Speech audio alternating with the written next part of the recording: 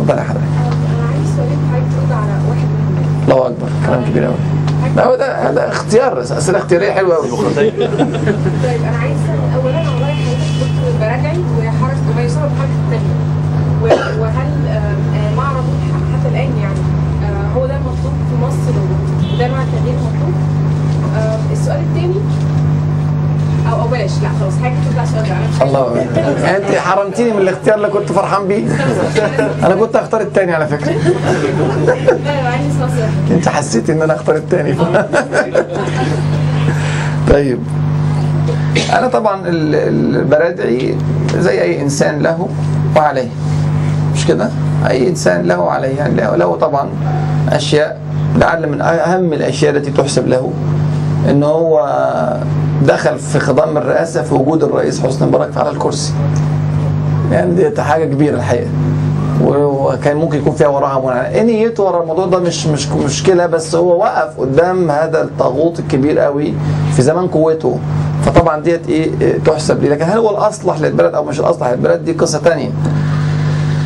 البلدي طبعا التاريخ بتاعه معروف، تاريخه في الطاقه الذريه علميا ممتاز، وسياسيا على مستوى العالم ممكن يكون مفيد عالميا، بس كاسلاميا كوضع الامه الاسلاميه قراراته السابقه هل كان فيها هذا الشعور وهذا الاحساس ناحيه امته الاسلاميه ولا لا؟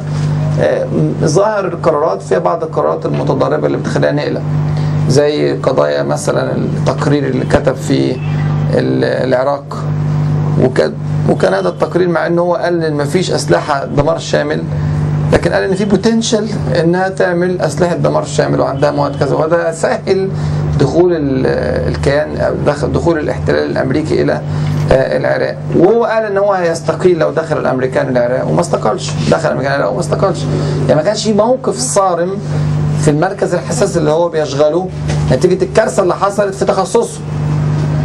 يعني هو موضوع اصلا كان داخلين يدوروا على اسلحه دمار شامل نوويه، ما لقوش الكلام دوت، فخلاص انت كده يبقى الجمعيه اللي انت ماسكها دي ولا ملهاش لازمه كده، المفروض تستقيم منها ديت وتعترض اعتراض عالمي ملموس واضح تعمله. لكن النقطه الاكبر، خليني اقول لك، لو دي قرار او قرارين او ثلاثه، اللي انا كراجل منتخب ليا توجه معين، ما احبش ان انا يعني اختار البرنامج بتاع الدكتور البرادعي، هو ان هو ما هوش اسلامي وعلماني. وهو يعني كلمه علماني عند العلمانيين مش شتيمه، عشان ما اكونش انا مثلا بشتمه، انا ما بشتموش، انا بوصف ما يتكلم به هو عن نفسي. يعني هو عايز الدين ده في الجامع وخلاص، وانا بقول ان القرآن والسنه مش بس في الجامع، بيحكموا حياه الناس كلها، قانون.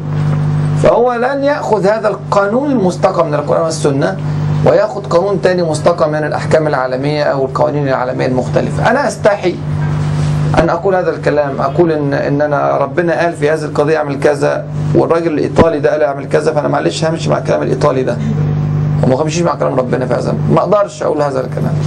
فاللي يقول هذا الكلام يتحمل مسؤوليته.